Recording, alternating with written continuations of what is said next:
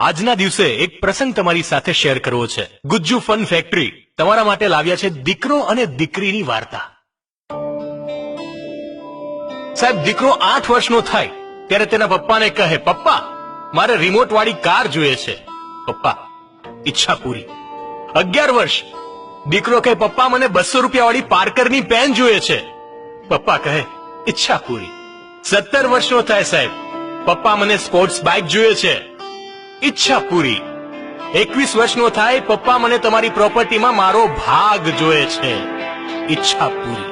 35 વર્ષનો થાય સાહેબ, પપ્પાને કહે, પપ્પા મને તમે આ ઘરમાં નથી જોઈતા। પપ્પા,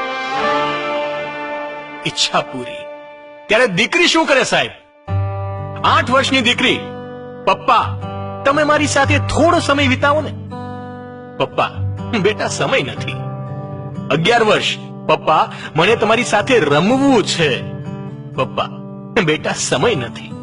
17 વર્ષની થાય ત્યારે કહે, પપ્પા મને તમારી સાથે ફરવું છે।